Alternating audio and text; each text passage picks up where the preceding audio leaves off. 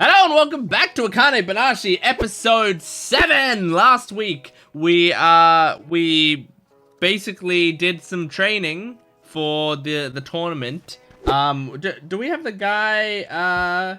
Is it Koguma? I've got a bunch of names here. I think Koguma is the one that was that he was basically teaching Akane what he knew and giving him some tips. And also, like, she has to perform Jugemu for her for her tournament in both rounds, which is going to be insane. I wonder if we start the cup today, because if we start the tournament today, that's really exciting, and I want to jump into it. I want to see how this tournament goes. I imagine we're going to see her performance. We're going to see some other people's performances. And I imagine we're going to be meeting some new characters that I'm sure will be fun and great. So I kind of can't wait. I'm really excited. We're gonna jump into this. Make sure to support this video if you can, liking the video, commenting down below, subscribing to the channel. All that stuff helps me out a lot. Thank you to those who have been commenting on my Akane-banashi videos. They're not the most popular series on my channel by far, but I really enjoy this show a lot. So I'm like doing it mostly out of my love for it. But if you could support it regardless, if you could continue to comment on it, I still love reading your input. Please keep doing that. Thank you so much. And yeah, my Patreon account for full-length early access and exclusive videos. Check out my Naruto reactions. Check out my Jent Watches One Piece channel. Lots of other great stuff. Let's jump into this Akane-banashi episode 7. Oh, you know it. Even you know it. And you don't even watch Rakugo.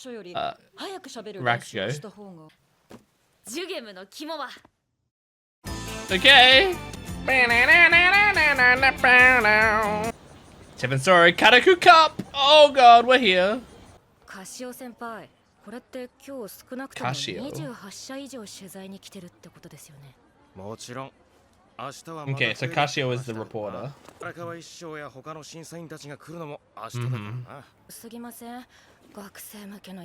Yeah. It's the Koshien of Rakugo, I guess. Yeah, because of him.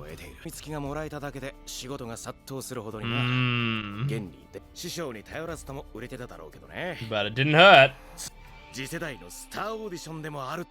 Oh my gosh, it's so exciting! It is giving me goosebumps.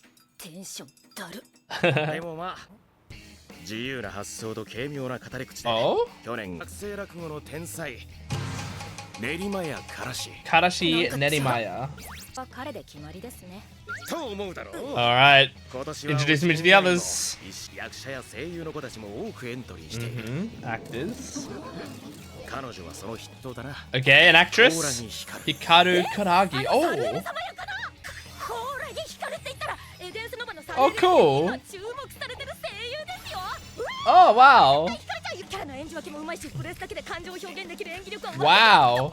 So yeah, you got a full voice actress doing Rakugo.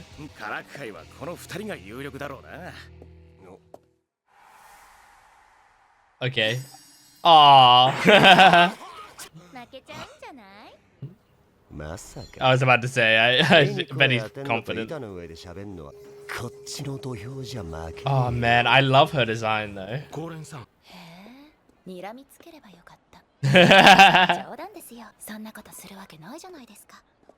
Oh, her voice. It's kind of soothing. Oh. Man, oh, there's so much exciting happening here. Aww. That's cute. I was thinking that as well. I was like, you might start a line. Is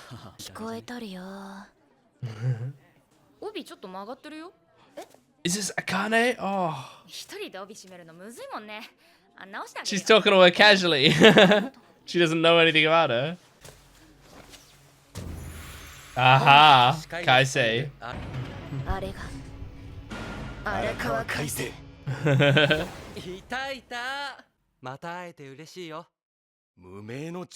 Man, it's his favorite to win, Akane? Oh, that's so hype. 前いきなり抱きついてきたから。誰だ？大学生じゃねえよな。 No, she's a high school student. Yeah. どっちも興味ないっすよ。 Oh. 荒川一生に。 Yeah, I just want to talk to him. Just let me fucking talk to him. だから来た。そんだけです。 Oh, the music? 私だってあの日から遊んできたわけじゃない。誰が相手でも負ける気はないですよ。 Holy shit, man. This is fucking great. This is all great sports anime build up. あいつこんな落書きしかよこさなくて。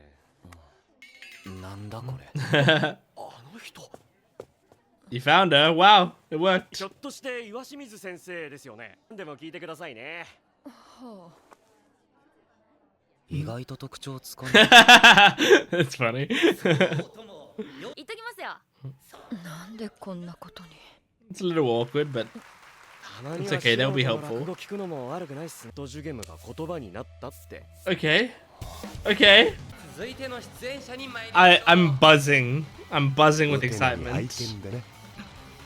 Like, what if she fails? What if she fails really badly? Akane です。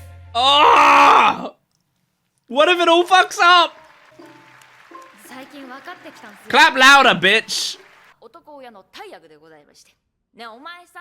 People are gonna be like, what? She's performing this? 今日だって400人近く。落語喫茶の何十倍もお客さんがいるのに。 She's still doing it the same as ever. 遊んでたわけじゃない。そういうだけのことはあるみたいだね。 Nice. 同世代の中じゃあいつは頭一つ。 So she's better than the amateurs for sure. それでもジュゲムで勝つのはやっぱきちい。 Mm.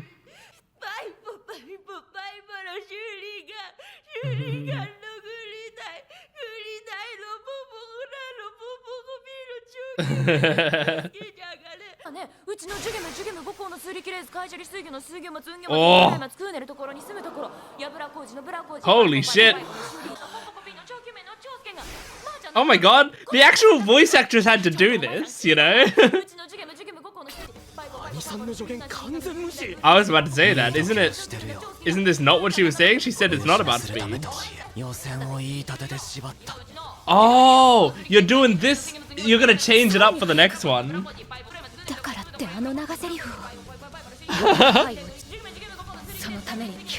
Yeah, so she's gonna change it up for the finals. That's really cool. Right now, she's just focusing on impressing people with the speed.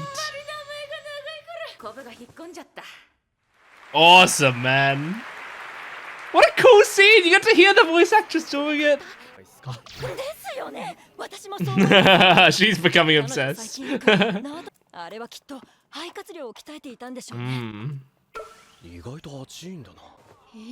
I love that the teacher's getting attached. We're probably gonna see someone else today, huh? This is what I said last week. I said it's like being given Twinkle Twinkle Little Star. Aww. I hope that she ends up being genuinely nice. I know she's putting on a little bit of an act, but seems like her inner thoughts are nice enough. Yeah, you see her as your rival. That's fine. As long as she's not like a horrible person inside.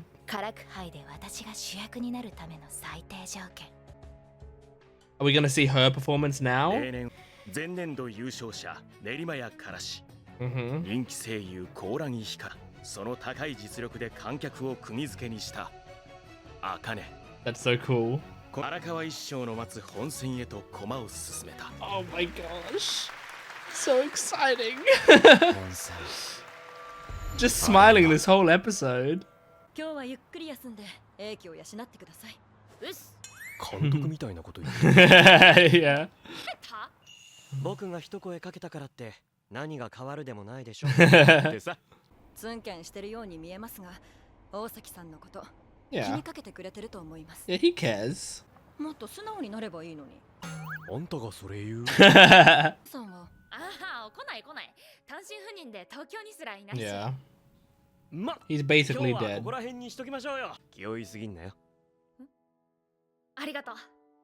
She's so cute. じゃあまた。 We're not gonna see another performance today, but man, I can't wait for next week then. Oh, あったあった。 someone else's そ shoes? れからしかね。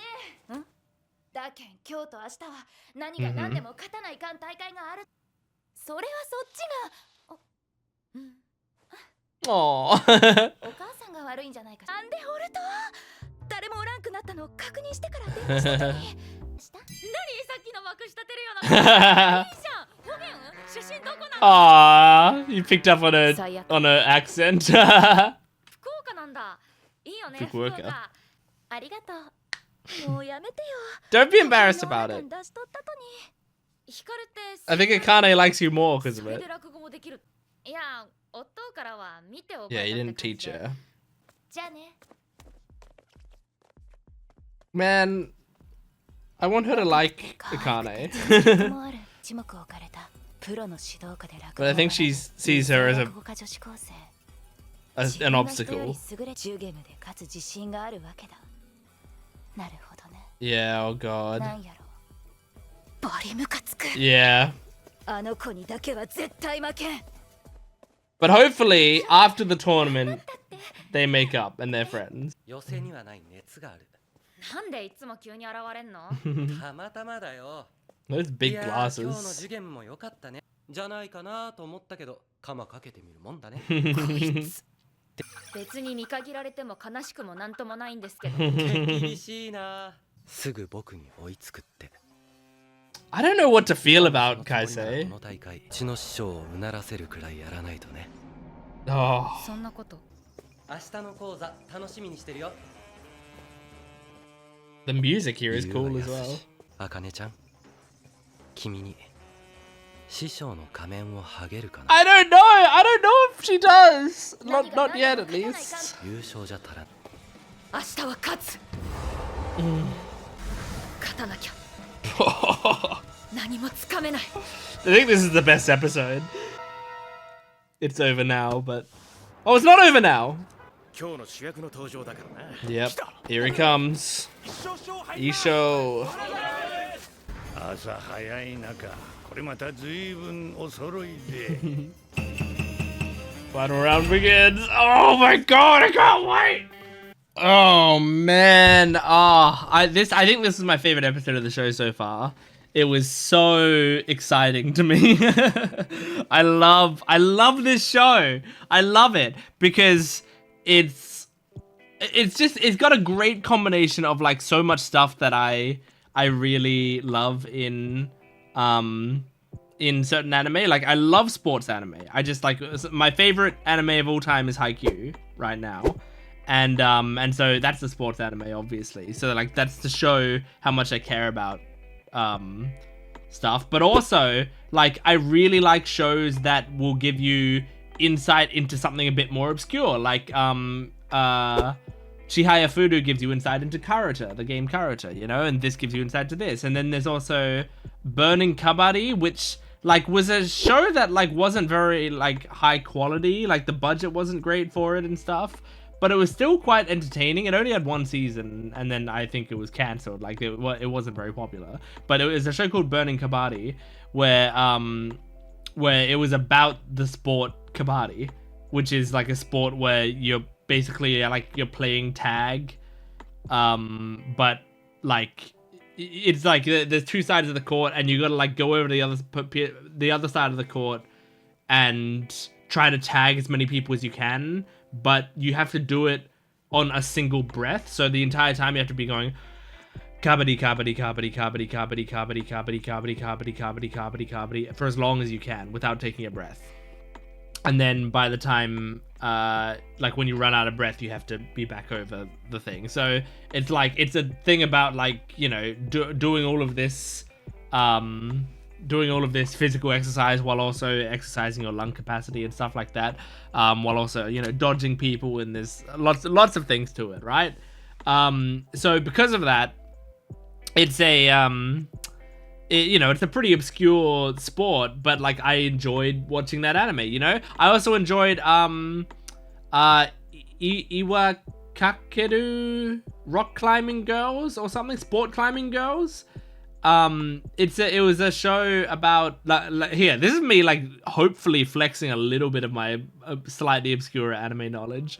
But it was a anime about rock climbing, and it was about a gamer girl. I mean like a straight up a girl who loves video games, who gets into rock climbing because rock climbing is like one big puzzle game, basically. Like, it's not just about the athletics of it. It's not just about being strong enough to climb, and dexterous enough to climb, but also about like planning your path. And since she was so good at like puzzle games and stuff, she was able to plan her path really well.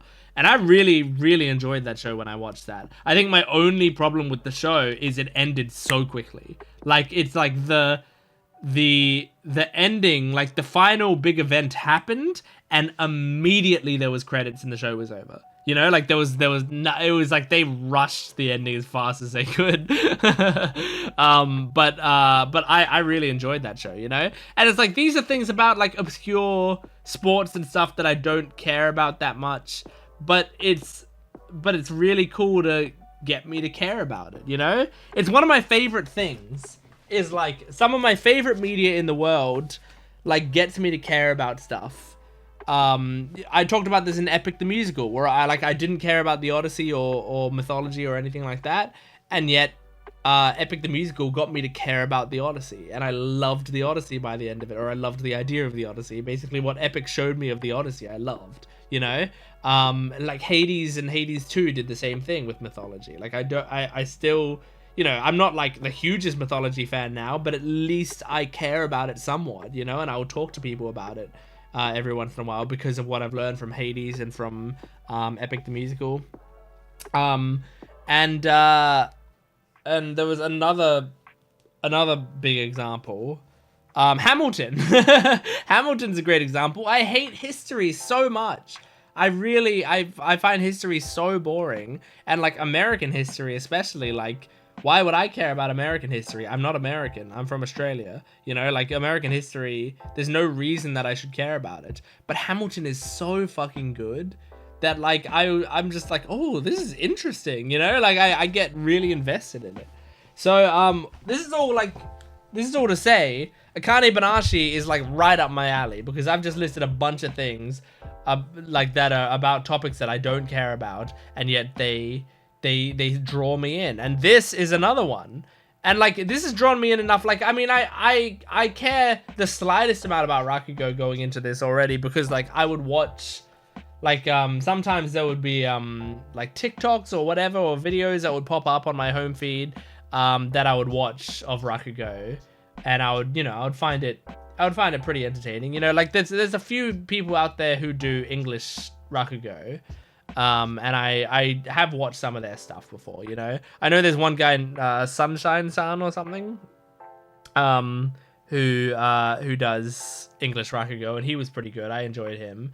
But there was another guy, I don't remember his name, but that did English language Rakugo, and I watched one of his performances at some point, and he was making me laugh, and it was very entertaining, you know.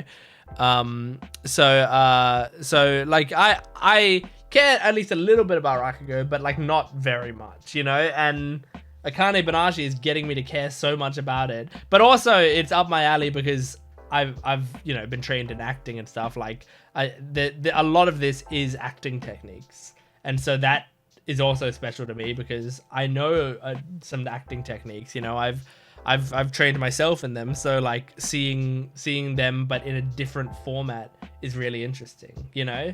And like Rakugo is very different to acting while also being very similar, you know. Like, you are acting while on stage a little bit, but you're also like, you know, you're telling a specific story, only you, and you're playing all the characters. Like, that's generally where it's a little different.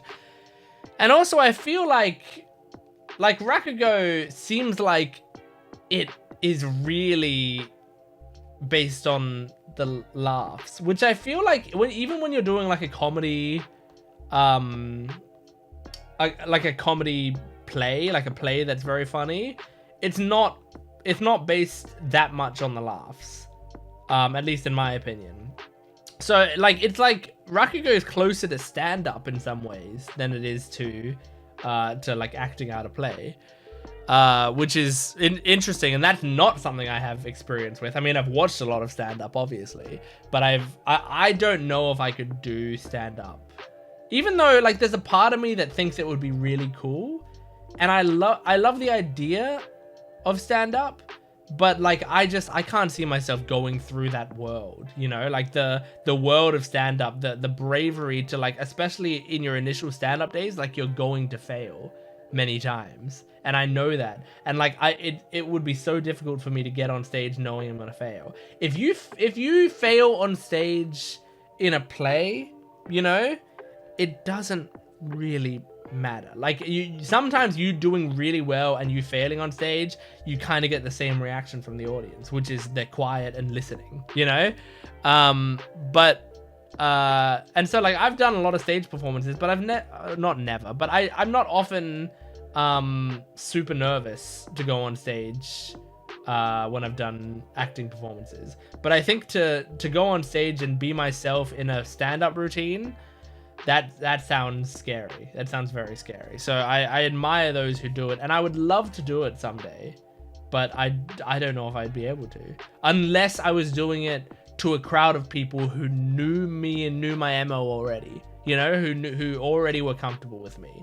Then I think I would be all right with doing it, because like then they'd be more likely to, you know, give me pity laughs, basically. Even if they might not feel like it's pity laughs, they might actually like find it funny, but because they know my personality already going into it, you know. Anyway, so I loved what's being set up in this. I loved the characters we got introduced to, Karashi and Hikaru. I mean, I don't know fully what to think about Karashi yet. We'll see as we see him more. But Hikaru, like, oh my gosh, man. I really like her. But what's scary is, like, you know, okay, so she's really annoyed by Akane because Akane, one, is, like, taking a lot of the attention away. And two, I think she's under the impression, like, she said, like, that, like, Akane is doing Jugemu because she thinks she's better than all of us, and she can just win with that alone, right? So like that's a misunderstanding on her part, because Akane is actually doing it because she was told to do it by her master, and so she's trying to, you know, just follow the proper steps. She's not doing it out of ego. She's doing it because she was instructed to, and she's doing it because her master is handicapping her. But Hikaru doesn't see it that way. She's gonna see it as, you're basically mocking us. You're like, look, I can win no matter what the fuck I do, you know? So like, you know, she's seeing Akane like that, and she's very frustrated with Akane and doesn't like her right now. But I'm hoping that like after the tournament's done, like they can hate each other, or at least Hikaru can hate Akane for the tournament, but I hope that after the tournament she like likes her a lot and gains respect for her. I wonder if she's gonna win this tournament. It's really hard to know, because anything could happen. I think it's not so. Okay, here are my thoughts going into this. Sports anime has a trope, which is that a lot of the time the main characters don't win the first big tournament. They lose the first big tournament. They get towards the end, they show a lot of potential, and then they lose in the final stretch. That's like a big sports anime trope, right? And it's a trope because it works really well for the stories, you know, like it makes it feel like you don't, it makes it feel like, you know, what am I trying to say? It makes it feel like you're not going to always win, and that there's real stakes to this, and that there's always people better than you or whatever. And it allows for the like next part of the story, which is generally like a season 2 of the show, to be like a comeback story, you know? That how do they pull themselves back up? And there's a lot of shows, I'm not going to name them because they would be spoilers, but there's a lot of shows, a lot of sports anime that do that trope a lot. And so like, I know that going into this. And so thinking about it, my first thought is, she's gonna fail this because they've, you know, been building it up, and also that's the trope, you know. But also, like, and another reason I think she might fail is because, like, if she succeeds, she talks to Isho. And it's like, if she speaks to Isho, isn't this gonna be like isn't that a big part of what the show is trying to achieve, you know, her getting answers about her father? So it's like, is this too early in the show for that to happen? In the East show? I don't know. But now my thoughts are, first thought, like, is this show is very, very clever. Subverting your expectations is a big part of it. I think they might know that we'd expect her to lose, or at least some of us would expect her to lose the first tournament, and might actually have her win the first tournament. Another thought is that, like, she can still lose more stuff down the road, you know? Especially since if this is a smaller tournament, the thing about sports anime is sometimes the reason they lose the first tournament is a tournament will take place and it's like the only tournament for that year, you know? And so, like, you can have that, if you have them fail it, you can't really have them fail the next tournament because then they then, like, you've covered 2 years in time, and then we have to, like, for them to win the tournament after that, you know? Like, it's just, it's a lot. It chews a lot of time out of the story for them to lose a tournament. So you have them lose the first one, so the second one is their comeback story. But if you had them win the first one, there's nowhere for them to go. That's not the case in this story. In this story, this is just a tournament. Like, this might only happen once every year, this specific tournament, but I think there are probably a bunch of I almost said Karata, Rakugo related shit going on all the time, you know? So it, like, she could succeed this one and then fail the next one, or not fail at all, or whatever. And my other thought related to it is that, I've forgotten, so I'll just keep talking. So, like, that's one reason that that's one, like, rebuttal to what I'm thinking right now. Another one is that, like, I think it's okay for her to talk to Isho right now, because based on what he says, it could kick off the next story arc, you know? It doesn't necessarily have to be him giving her an answer. Maybe he does talk to her about whatever. Maybe she does become his student, and then we move on with her being his student or something. I don't know, but there's potential there. I think she would hate being his student, but also if it gave her the chance to do something related to her father or something, maybe she'd do it. I don't know. But I'm really interested in it. I loved the idea in this episode that she, in this first one, she is just performing Jugemu, just impressing people with her speed. It's like, I think she knows if I did, and I think Kaisei said something similar to this towards the end. If I did Jugemu like this in the final round, Isho Arakawa would tear me apart. He would hate it. He would think it's so derivative and shitty and, like, boring, and, like, he'd be like, whoa, you can say words fast, impressive, great, good job, whatever. So I find that really cool, and I love the idea that, like, even I forgot his name, Koguma. Even Koguma didn't know that she was gonna do this, but I think he got what she was doing right away, because what is his name? Gumiko? There's so many characters in this that for some reason I'm struggling with the names in this show a bit more than I normally struggle with names. I don't know if it's like, if they sound like more traditional Japanese names than normal, because I don't generally struggle that much in anime with names, and, like, I hear a lot of Japanese names, you know, but the ones in this show are a little tough. Guriko, I think is, wow, my notes were pretty neat for episode 3. What happened? But yeah, Guriko is the name of the guy I'm talking about. He immediately was like, like, what the fuck? She's ignoring Koguma's advice completely. And she was, but she's saving that advice because the advice was like, don't just have it be sounds, be words, right? And she was like, I know how to have it be words now, but for this first one, I'm just gonna do it as sounds. Because the people in the audience right now, there's a lot of like people just watching this for fun. They don't know much about Rakugo. And so for them, you're just trying to impress them with like, hey, look at this cool thing that I can do. So that the audience can, and like, you know, the Rakugo people, the people who are Rakugo performers also, I'm sure were like, yeah, it's impressive. Like she's doing that, she's performing that story in a very impressive way, but it's not really interesting, you know? Like, I think, I'm trying to think of a good example of that in another field. Because I'm sure there are other examples of that I can come up with. Normally I'm pretty good with analogies, I feel like. Normally I can come up with an analogy kind of quickly. But maybe not for this one. I keep thinking like, it's like if you watch someone playing Smash Bros or something, and they're playing with a meta character or whatever, and they're doing like they do a perfect game with a meta character. They completely destroy the other person, and the other person was playing a non-meta character.